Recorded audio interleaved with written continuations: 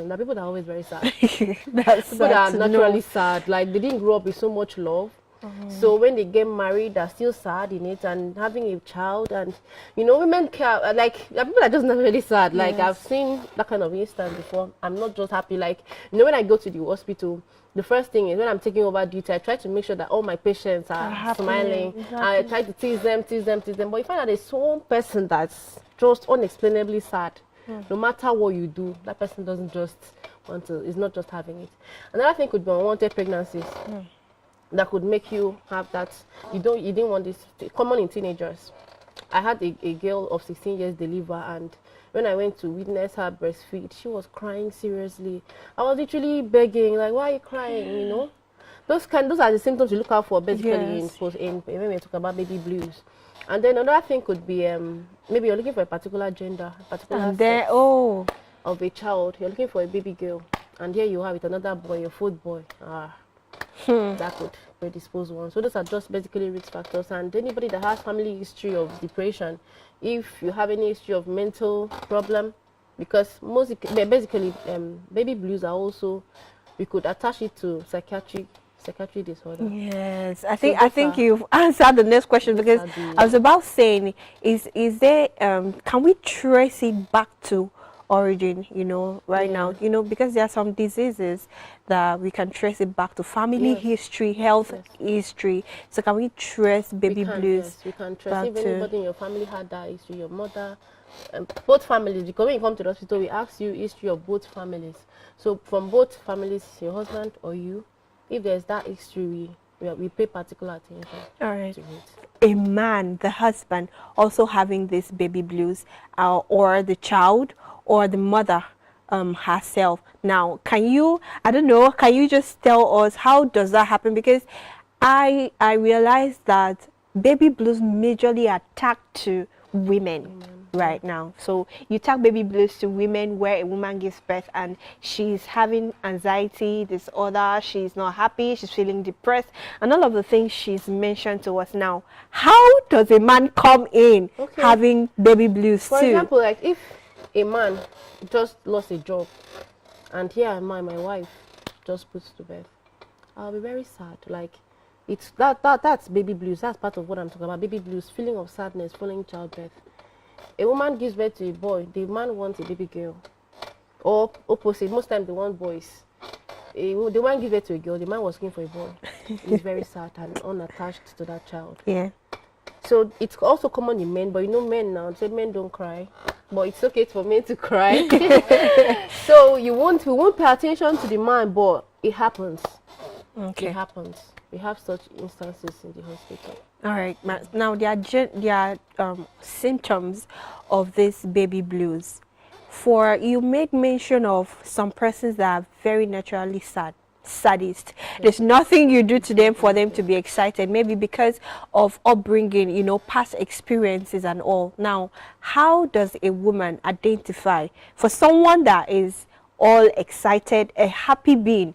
What are those stresses or symptoms that you could tag that, oh, this is coming? You understand? So what are the symptoms we should look out for? First of all, like, I think that we in this part of the world, we don't really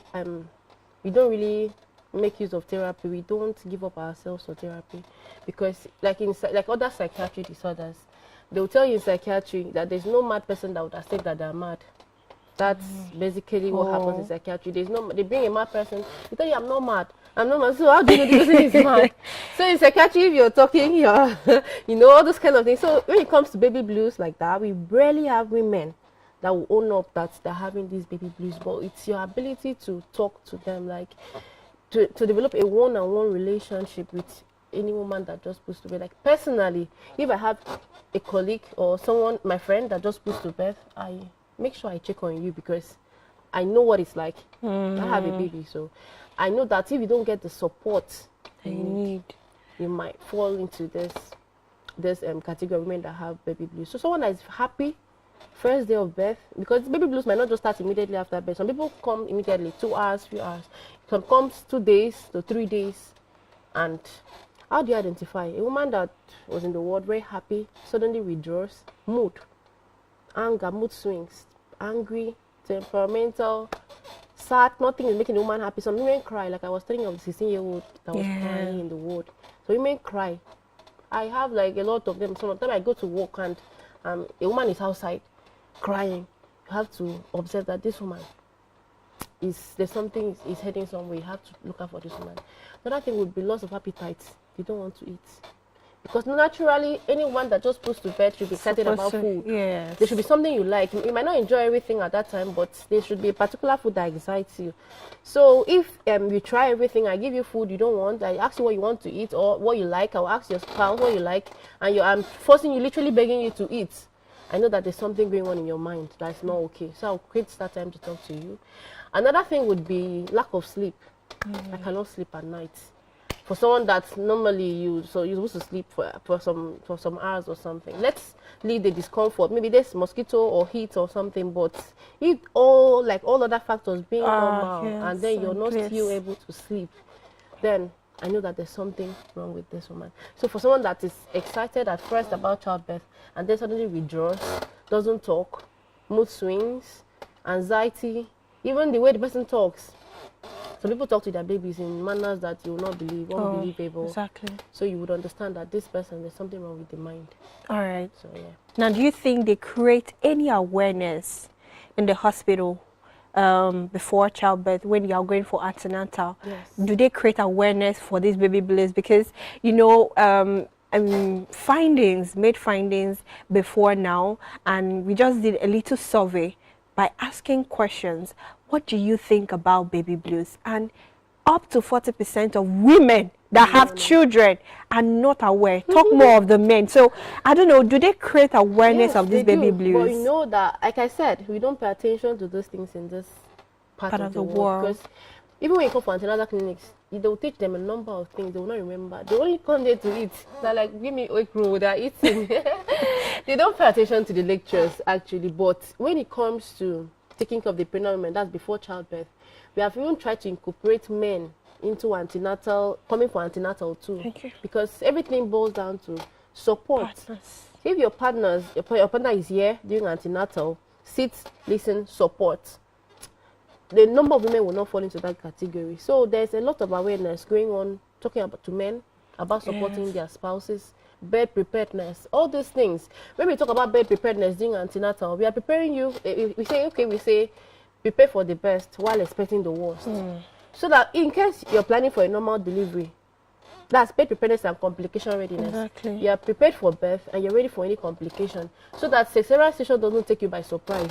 So that you don't have yourself withdrawing, like, you know, all this education that we do during antenatal is just to prepare you for postpartum so that you don't fall into that category of people that have baby blues. Okay. So there is a lot of awareness, but the women don't listen.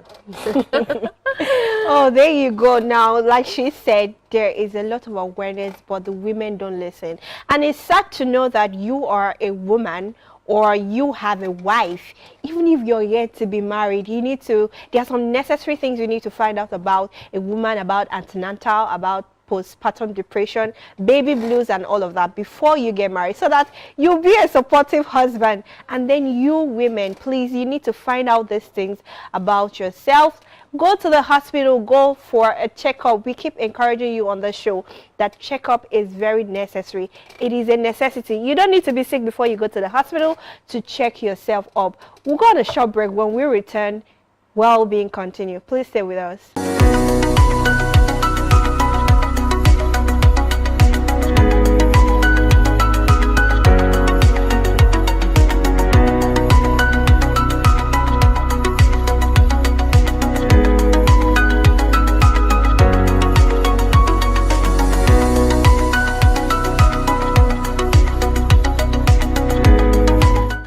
Yeah, it's still well-being and good to have you back on the show. Before we went on that break, we were talking and discussing intensively about baby blues and how to manage these very baby blues, depression and all of that when women put to birth. I'm sure you're learning something today on this very show. So we have a beautiful Mrs. Udwa really here on the show. Thank you again for joining us on the show. Now, we want to find out, what are the differences between baby blues and postpartum depression? Because people seem to know more about postpartum depression, and they don't know more about baby blues. So what are the differences? At what point does it become postpartum depression, or should we tag it as baby blues? Okay. The difference will basically be the time frame the symptoms occur. When it comes to baby blues, 2 days to 2 weeks, it usually resolves on its own. But a state where we call depression, just like saying I'm sad and I'm depressed, they're two different things. Or they're almost the same thing, but they're closely, like there's a thin line between being sad And being depressed. So for instance, if I'm sad and there's no intervention, I grow to depression. Simple. Like baby blues, if it's not taken care of at that point, it goes to postpartum depression, where the person suddenly feels dejection, despondency, and then suicidal thoughts creeps in. And there's another one that we call puerperal psychosis, which is that's the mental phase that is in psychiatry. So there's just, we use them interchangeably, baby blues and postpartum depression, because most times baby blues not well managed to grow to become postpartum depression. So if baby blues last longer than 2 weeks, it's no longer in the baby blues phase. It's now postpartum depression. Yeah. All right. And postpartum is a period from childbirth to 6 weeks after. That's such a long time to be sad, honestly. So, yeah. All right. So now, you know, for other sicknesses or infection where you go to the hospital for a test, and then you're declared from whatever they gather the information about what's wrong with you. Now they get to tell you maybe you have typhoid or maybe you have malaria. What is the authenticity of knowing that this is baby blues? You understand? Are there any measures of discovering or getting to know? Because, I mean, any woman could just give birth. For someone that has, like you said, for someone that is naturally very sad, could still target baby blues and should be misbehaving. Now, at what point do you get to know that this is baby blues and this person is not acting up? What are the measures of discovering that? I think basically that's one of the reasons, like when you put to bed, we don't just tell you go home like that minute. It's possible for you to just be put to bed and then you stand up, go home. In the hospital, we keep you and observe for at least 24 to 48 hours. So at them measures, it's the nurse-patient relationship that comes in at that point. Because there's no doctor that will just come and say, diagnose you have baby blues, or there's no blood test or anything that knows. It's your interactions with the nurses, your behavior in the hospital, your attitude to your baby that would help us to identify, okay, this person has this. Or we see the action of your spouse. Because basically when I see a woman in labor, the first thing I ask, where is your husband? Because your husband is supposed to be around to give you that support you need. So, you know, because that will give you, like, okay, this person is at risk. The husband is not here. Okay, unwanted pregnancy. Okay, teenage pregnancy. You know, you pay close attention to those individuals. And being that this there's no particular treatment, like there's no regimen apart from therapy for this set of people, like mostly therapy, or in severe cases we now treat symptoms. For example, I'm not able to sleep, insomnia, we give you drugs that could help you sleep. I'm not able to eat, we could give you something that could help your appetite. Okay. But when you're crying, we cannot give you drugs to stop crying. What's about asking? So, did they do that? So you see, it's basically therapy and talking. I think you've answered exactly, because it feels like aside from medical advice, wanted to know, are there medications that you give? Okay, take this one in the morning, one in the afternoon, one at night before you go to bed, and baby blues will just disappear. No. We do basically talking, therapy, relationship. We encourage your family to support.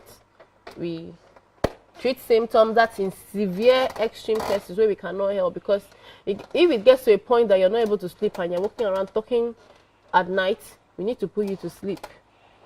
Okay. If it gets to a point that you cannot eat and we need to stimulate your appetite, we could give you multivitamins to that effect. But crying, we can't stop you from crying. Yeah. So basically, we just encourage, talk and get to the roots of the problem. Now, what are the health effects of this baby blues? A lot, because for a man, you develop high blood pressure. Terrible. For a man, you develop high blood pressure. you could just get into some problems that you're not even prepared for. Suicidal tendencies is there. You might feel like you might continue the thought of killing yourself or even harming your child. Yeah. For a woman, it's still the same high blood pressure. You could even have puerperal psychosis. I said it earlier. Puerperal psychosis is like a mental disorder that comes at that point when you start breastfeeding your baby. You start feeling abnormal, like in the mind, and you could even die. You could actually die because you could go from bad to worse. You could just go from just being postpartum blues to starving yourself, to developing other complications that comes with not eating well, not sleeping well, and all that stuff. So it has a lot of health effects on you, your husband, and even the child. Because the child now will grow up malnourished. You won't be able to feed your baby. You won't want to feed your baby. The baby will be malnourished. The baby will be sick, will lack adequate care. And in extreme cases, you might also lose the child because the child is not receiving the care the child needs. Or you might even harm the baby, like I said earlier. You might consider harming your baby and thereby introducing harmful stuff to your baby. All right. So those are the health effects. Thank you so much. Now, we've been talking a lot about the effect, the dangers, surrounding baby blues. Now, let's come back home. Let's give hope to someone that is watching this very show now. What are the solutions for baby blues? What can you recommend that do this when this happens, when you start feeling sad, in order for it not to, progress to depression, or you start having suicidal thoughts, do this or do that? What can you think, what can you say should be the solution to baby blues? I'll start by saying you come for antenatal clinics. Before, when you're confirmed pregnant, attend your antenatal clinic. And I would like to beg our spouses, both man support your wife, and woman support your husband.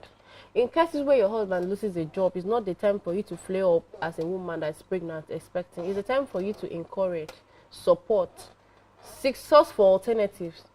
Bring up ideas that could help that man stabilize while preparing for your baby. Another thing I would recommend for women is learn to talk to. Join a mother support group. There are a lot of mother support groups. Let's leave the fact that the world is bad. You cannot open up to somebody for fear of this or that. But there are a lot of support groups that are actually on the positives. Like as a nurse, I joined the mother support group when I had a baby, because sometimes you might think that I'm a professional. I don't need this thing, but you're the person that needs it most, because nobody tells you everything about childbirth. Nobody can sit down and tell you. Even your mother will not tell you everything. It's only when you have that experience that you understand that, okay, childbirth is actually more. So that when they do Mother's Day 10 times a year, you would be able to understand why they do it. Even 20 times is not enough. I had a baby, and when I had my baby, there was nobody that told me, okay, I could have a baby that could be sick just after childbirth. And then you have to move from hospital to hospital to treat this baby. And at a point, I remember when I was in the consulting room, the doctor told my mom, please take care of her. She might go into postpartum depression. Because I was literally crying because my child was sick and I wasn't having the sleep I wanted. I wasn't enjoying. And at a point, my BP was on the high side. I've never had any issue of hypertension, but that stress alone, nah. So make it a point of duty to talk to people, to ask people, like people that were there before you. I was a first-time mom, so I employed the company of my friends that had babies before me. And coincidentally, or you get to discover that some of these women have these experiences and they managed it better than you think you could have managed it. So I have a friend that would tell me, Didi, okay, my daughter had this, it was even worse than this, and this is what I did, and that will give you hope. You would relax at that time and you get that, okay, there's someone that has survived this. You get. So let's normalize talking to people. And I still say, husband, support your wife. Don't give a woman stress during deliveries. No matter the mood swings, I usually applaud husbands. In my word, I'll tell you, you're the husband of the year, because there are men that can manage women's emotions. No matter what that woman is doing at that time, you manage the emotions very well. You either step out to avoid, or you pamper, and don't just try to add to a little problem. And then don't be quick to break bad news to a woman that just gave birth. Don't be quick to tell her something bad that happened at home. Manage it, manage information, manage it very well. Guard the things you tell the woman. Another thing could be, if I want to recommend something for women to do to help them get out of postpartum depression, is check on your fellow woman that just put to bed. Normalize telling a woman you're doing well. congratulations. Oh, your baby is so cute. You're doing a good job. You're a good mom. I do it all the time. Like in my personal space. If my friend puts to birth, I come to your inbox. I tell you a list of what to expect because there's some people that will not tell you. Yes. There are nights you won't sleep because the baby will cry. Okay, just came back from immunization and you're not prepared. You're not prepared in your mind that this baby will cry all night because some immunizations days are like that. And then you just sit down and you'll be crying. And you need your sleep. And then you'll be depressed. And before you know, you're already hating on your child. The child is crying too much. Oh no. So I normalize congratulating women. Oh, your baby is so beautiful. You're doing a good job. That would make a woman, like someone like me, would tell me I'm doing a good job. I'll be so proud. I will screenshot it and look at it. And I'm excited about it. Let's normalize checking on people and encouraging new moms as well. That would help us with the level of women that go into depression following childbirth or sadness, extreme sadness, even men. So basically support, talking, therapy, and seeking help. Like when it gets out of hand, please. Because I know that there's no woman that will accept, okay, I'm having postpartum depression and walk to the hospital. But if a spouse or a partner or a family member notices that this woman used to be very happy, nothing stops you from taking that woman to the hospital. Let's meet a psychologist. Let's meet someone that we can talk to. That has maybe a way of talking you out of this state. Yes. So you go to the hospital, we'll meet someone, to talk, counselors everywhere. You look up for one, take the woman there, and the woman gets the help she needs. And then they'll still tell you, support your wives, help your wives carry the baby. When the baby is crying too much, carry the baby. Thank you so much. Thank you so much, cool. Mrs. Udrak. Thank you for joining us on Wellbeing today. Yeah. It was good having you on the show. All right, and to you out there watching Wellbeing, thank you very much for staying with us. I hope you heard from the horse's mouth. Husbands, be a support system to your wife. And you ladies, normalize affirming your other women. Positive words of affirmation. Tell a woman you look pretty. Tell a woman your baby is beautiful. Because in this part of the world, we see things where a woman goes to check up on another woman and be like, what kind of baby is that? That is not good at all. And also for things that triggers this baby blues, like lack of money, or maybe you weren't expecting pregnancy and boom, it pops up. Don't give up. Don't feel bad about it. Every child is a blessing from God. And you wouldn't want to start preparing your mind, because you can start preparing your mind for baby blues. By the time you get anxiety disorder, trying to source for money, why should this happen? Even teenagers, whatever made you to go into being a mother, I mean, you should accept it with all happiness and excitement.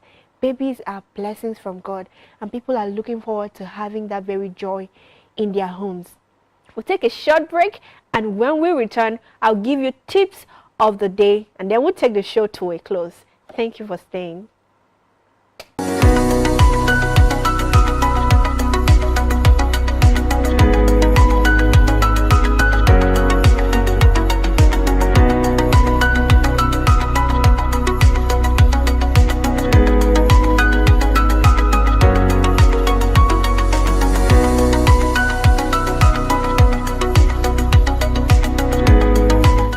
Wow, good to know that you are. Nigerian police, which is the only one allowed by grossly abused. Our governors have to share police powers with the president as stipulated by the constitution. We do not have a federal government police force. We have the Nigerian police force, which shall be administered, organized,